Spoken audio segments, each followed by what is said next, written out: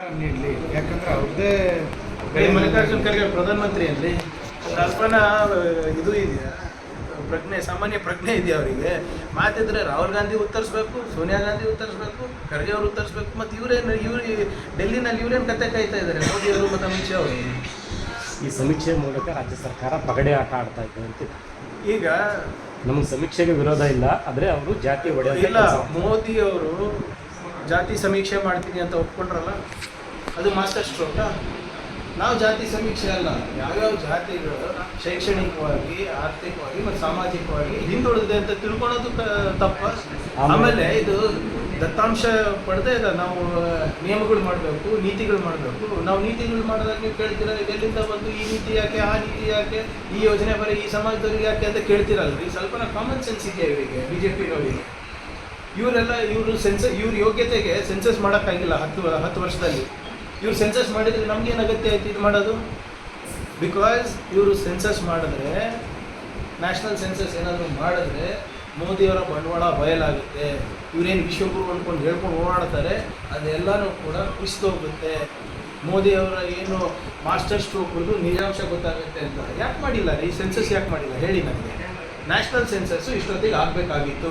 National census ಆಗಿದ್ದಿದ್ರೆ ಇದಕ್ಕೆ ಯಾಕೆ ಕೈ ಹಾಕ್ತಾ ಇದ್ವಿ ನಾವು? ಸರ್ವೆ ಮಾಡಬಾರ್ದು? ಆಗ ಬಿ ಜೆ ಪಿಯವರಿಗೆ ಕಾಮನ್ ಸೆನ್ಸ್ ಇಲ್ಲ. The backward class commission of Karnataka can do surveys. They are entitled, they are empowered constitutionally and legally to do surveys. ಅದು ಮಾಡ್ತಾ ಇದ್ದೀವಿ. ಇವ್ರಿಗೇನು ಕಡಿತಾ ಇದೆ? 180. ಆಮೇಲೆ ಒಂದು ನಿಮಿಷ ಸರ್, ಈಗ ಜೋಶಿ ಅವರು ಮತ್ತು ಇನ್ನೊಬ್ಬ ಯಾರು ಬೆಂಗಳೂರು ಸಂಸದರೊಬ್ಬರು ತೇಜಸ್ವಿ ಸೂರ್ಯ ಹೇಳ್ತಾ ಇದ್ದಾರೆ, ಇದು ದತ್ತಾಂಶ ಮಾರಾಟ ಮತ್ತೆ ನಾನು ಮಾಡಲ್ಲ. ಜವಾಬ್ದಾರಿ ಸ್ಥಾನಮಾನದಲ್ಲಿರುವಂಥ ಮಾತೇನ್ರಿ. ಆದರೆ ನಾಳೆ ಕಾಸ್ಟ್ ಸೆನ್ಸಸ್ ಇವ್ರು ಮಾಡ್ತಾರಲ್ಲ ಮೋದಿಯವರು, ಅದನ್ನು ಮಾರಾಟಕ್ಕೆ ಇಡ್ತಾರಾ? ಈ ದತ್ತಾಂಶಗಳೆಲ್ಲ ನೀವೇನು ಸೆನ್ಸಸ್ಸಿಂದ ಮಾಡ್ತೀವಿ, ಎಷ್ಟಿಗೆ ಮಾಡ್ತಾ ಇದ್ದೀರಾ, ಯಾರಿಗೆ ಮಾಡ್ತಾ ಇದ್ದೀರಾ ಅದನ್ನು ಹೇಳಿ. ಮತ್ತೆ ಇವ್ರಿಗೆ ಗೊತ್ತಿದೆಯಾ? ಡೇಟಾ ಪ್ರೈವಸಿ ಆ್ಯಕ್ಟನ್ನ ಹೇಗೆ ಬಾಂಬೆ ಹೈಕೋರ್ಟಲ್ಲಿ ಸ್ಟೇ ಸಿಕ್ಕಿದ್ದು ಮತ್ತೋಗ್ಬಿಟ್ಟಿದ್ದಾರೆ.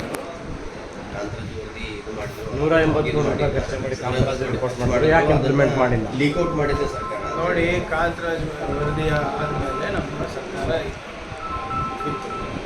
ಕಂಟಿನ್ಯೂಯೇಷನ್ ಇದ್ದಿದ್ರೆ ನಾವು ಮಾಡ್ತಾ ಇದ್ವಿ. ಅಲ್ಲಿ ಸಾಕಷ್ಟು ದತ್ತಾಂಶಗಳು ಸಿಕ್ಕಿದ್ದು, ಅದನ್ನು ನಾವು ಮುಂದುವರಿಸ್ತಾ ಇದ್ವಿ. ಇವ್ರು ಯಾಕೆ ಇವ್ರಿಗೆ ಕಾಳಜಿ ಇದ್ದಿದ್ರೆ ಹಿಂದುಳಿದ ವರ್ಗದವ್ರ ಬಗ್ಗೆ ಇವ್ರು ತೊಗೊಂಡು ಮಾಡ್ಬೋದಾಗಿತ್ತಲ್ಲ. ಆಯಿತು, ನೀವು ರಿಪೋರ್ಟ್ ಎಲ್ಲರೂ ರಿಪೋರ್ಟ್ನಲ್ಲಿರುವಂಥ ಎಲ್ಲ ಅಂಶಗಳು ಬೇಡ ಅಂದರೆ ದತ್ತಾಂಶ ತೊಗೋಬೋದಾಗಿತ್ತಲ್ಲ, ಯಾಕೆ ತೊಗೊಂಡಿಲ್ಲ? ಆಮೇಲೆ ಇವರು ಎಲ್ಲರೂ ಯಾರು ಇದು ಬೇಡ ಅಂತ ಇದ್ದಾರೆ, ಯಾವ ವರ್ಗದವ್ರು? ಜೋಶಿಯವರು ಇರ್ಬೋದು, ತೇಜಸ್ವಿ ಸೂರ್ಯ ಇರ್ಬೋದು, ಯಾವ ವರ್ಗದವರು? ಇವರಿಂದಾನೇ ಅಲ್ವಾ ಚತುರ್ವರ್ಣ ಬಂದಿರೋದು. ಅದಕ್ಕೆ ಬೇಡ ಅಂತ ಇದ್ದಾರೆ.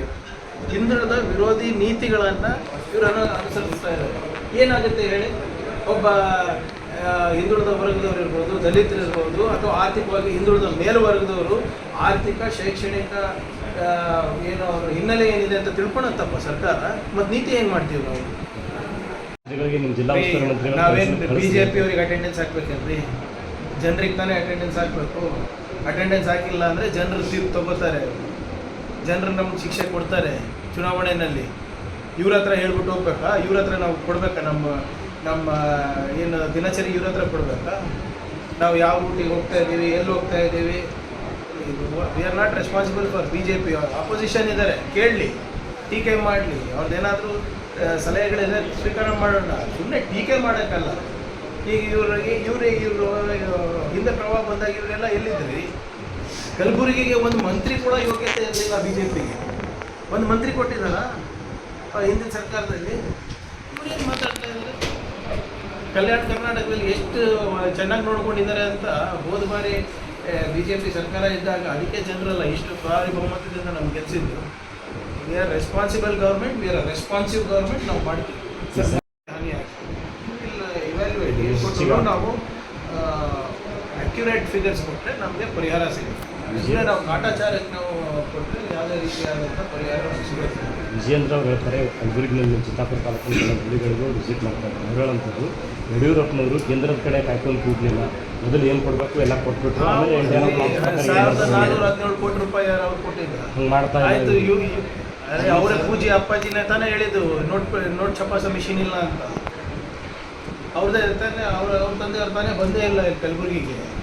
ಈಗ ಯಡಿಯೂರಪ್ಪ 13,000 ಕೊಟ್ಟರು, ರಾಜ್ಯ ಸರ್ಕಾರ 23,000 ಮಾಡೋಣ ರೀ, ಕೇಂದ್ರ ಸರ್ಕಾರ ನೋಡಿ, ಒಂದನೇದು ಯಾರು ಕಾಯ್ಕೊಂಡಿದ್ದಾರೆ? ಹೋದ ಬಾರಿ ಕಾಯ್ಕೊಂಡು ಕೂತಿದ್ವಾ? ಸುಪ್ರೀಂ ಕೋರ್ಟ್ ನಾವು ನಮ್ದೇನು ಪಾಲಿದೆ ನಮ್ಗೆ ಕೊಟ್ಟು ಸುಪ್ರೀಂ ಕೋರ್ಟಿಗೆ ಹೋಗ್ಬೇಕಾಗಿತ್ತು. ನಾವು ಮತ್ತೋಗ್ಬಿಟ್ಟಿದ್ದಾರೆ BJP ಅವರು. ವಿಜೇಂದ್ರ ಅವ್ರಿಗೆ ನಾನು ದಯವಿಟ್ಟು ನೆನಪಿಸ್ಲಿಕ್ಕೆ ಬಯಸ್ತಾ ಇದ್ದೀನಿ. ಹೋದ ಬಾರಿ ಸುಪ್ರೀಂ ಕೋರ್ಟ್ ಏನು ಆದೇಶ ಕೊಟ್ಟಿದೆ ಸ್ವಲ್ಪ ಓದಿ. ಕೇಂದ್ರ ಸರ್ಕಾರದ ಬಗ್ಗೆ ರಾಜ್ಯ ಸರ್ಕಾರ ನಮ್ಮ ಕರ್ತವ್ಯ ನಾವು ಮಾಡಿದ್ಮೇಲೆ ನಿಮ್ಮ ಹತ್ರ ಕೇಳಿತ್ತು. ಆಮೇಲೆ ಅವಾಗ ಏನು BJP ಅವ್ರು ಹೆಂಗೆ ಬಿಂಬಿಸ್ತಾ ಇದ್ದಾರೆ ಅಂದರೆ ನಮ್ಮ ಮೇಲೂ ಭಾಳ ದೊಡ್ಡ ಉಪಕಾರ ಮಾಡ್ತಾ ಇದ್ದಂಗೆ ಇದೆ ಅಲ್ಲ ಕೇಂದ್ರ ಸರ್ಕಾರ. ತೆರಿಗೆ ನಮ್ಮದು, GST ಪಾವತಿ ಮಾಡ್ತಾ ಇರೋದು ನಾವು. ಏನು ನಿಮ್ಮ IT ಏನು ಎಕ್ಸ್ಪೋರ್ಟ್ಸ್ನಲ್ಲಿ 4.5 ಲಕ್ಷ ಕೊಡ್ತಾ ಇರೋದು ನಾವು. ಏನು ದೊಡ್ಡ ಉಪಕಾರ ಮಾಡ್ತಾ ಇದ್ದೀರಾ ನೀವು? ನಮ್ಮ ಬೆವರಿಗೆ ತಕ್ಕ ಬೆಲೆ ಕೊಡಿ ಅಂತ ಇದ್ದೀವಿ ಅಷ್ಟೇ. ಏನು ಕಷ್ಟಪಟ್ಟು ಕನ್ನಡಿಗರು ಬೆವರು ಸುಸ್ತಾ ಇದ್ದಾರಲ್ಲ, ಅದು ಕೂಲಿ ಕೇಳ್ತಾ ಇರೋದು ಸ್ವಾಮಿ, ಪುಕ್ಸಟ್ಟೆ ಏನು ಕೇಳ್ತಾ ಇಲ್ಲ. ಆಮೇಲೆ ನಮ್ಮ ಕರ್ತವ್ಯವನ್ನು ನಿರ್ವಹಿಸ್ಬಿಟ್ಟು ನಮ್ಮ ಜವಾಬ್ದಾರಿಯನ್ನು ಮುಗಿಸಿ ನಮ್ಮ ಕೈಲಿ ಎಷ್ಟು ಹಣ ಆಗ್ತದೆ ಅದು ಕೊಟ್ಬಿಟ್ಟು ಕೇಳ್ತಾ ಇರೋದು. ನೀವೇನು ಮಾಡ್ತಾ ಇದ್ದೀರಾ? ನೀವು ಎಲ್ಲರೂ ಸೇರಿ ಹೋಗಿ ಅಲ್ಲಿ ಸರ್ಕಾರಕ್ಕೆ ಒತ್ತಾಯ ಹಾಕಿಬಿಟ್ಟು ಅಲ್ಲಿ ಕೇಳೋ ನಿಮಗೆ ತಾಕತ್ತು ಇಲ್ಲ, ದಮ್ಮಿಲ್ಲ. ಇಲ್ಲಿ ಬಂದು ಸುಮ್ಮನೆ ಮೀಡಿಯಾ ಬಂದು ಹೇಳೋದಲ್ಲ, ಅಲ್ಲಿ ಹೋಗಿ ತೋರಿಸಿ ನಿಮ್ಮ ಪೌರುಷ. ಇವರು ಇದೇ ತೇಜಸ್ವಿ ಸೂರ್ಯ ಇವಾಗ ಹಿಂದುತ್ವ ಅಂತ ಓಡಾಡ್ತಾ ಇದ್ದಾರಲ್ಲ, ಯಾವ ಕಾಲೇಜಲ್ಲಿ ಓದಿದ್ದು, ಯಾವ ಸ್ಕೂಲಲ್ಲಿ ಓದಿದ್ದು? ಕಾನ್ವೆಂಟ್ನಲ್ಲಿ. ಹೌದಾ? ಇವ್ರು ಯಾವುದೋ RSS ಶಾಖೆನಲ್ಲಿ ಓದಿಲ್ಲ, ಇವ್ರು ಕಾನ್ವೆಂಟ್ನಲ್ಲಿ ಓದಬೇಕಂತೆ, ಇವ್ರಿಗೆ ಇಂಗ್ಲೀಷ್ ಗೊತ್ತಾಗಬೇಕಂತೆ, ಇವ್ರು ಒಳ್ಳೊಳ್ಳೆ ಸ್ಕೂಲ್ಗಳಿಗೆ ಕಳಿಸ್ಬೇಕು, ಅಬ್ರಾಡ್ ಹೋಗ್ಬೇಕಂತೆ. ಆದರೆ ಹಿಂದುಳಿದ ವರ್ಗದವರು, ದಲಿತರು ಅವರಿಗೇನು ಆಗಬಾರ್ದಂತೆ. ಚೆಕ್ ಮಾಡ್ಕೊಳ್ಳಿ, ಇವ್ರ ಮಕ್ಕಳು ಮೊಮ್ಮಕ್ಕಳೆಲ್ಲ ಯಾವ್ಯಾವ ಸ್ಕೂಲ್ಗೆ ಯಾವ್ಯಾವ ಕಾಲೇಜಲ್ಲಿ ಓದ್ತಾ ಇದ್ದಾರೆ ಅಂತ. ಹೆಚ್ಚಿನ ವಿಡಿಯೋಗಳಿಗೆ ಪ್ರತಿಧ್ವನಿ ಯೂಟ್ಯೂಬ್ ಚಾನೆಲ್ ಸಬ್ಸ್ಕ್ರೈಬ್ ಮಾಡಿ, ಬೆಲ್ ಐಕಾನ್ ಕ್ಲಿಕ್ ಮಾಡಿ.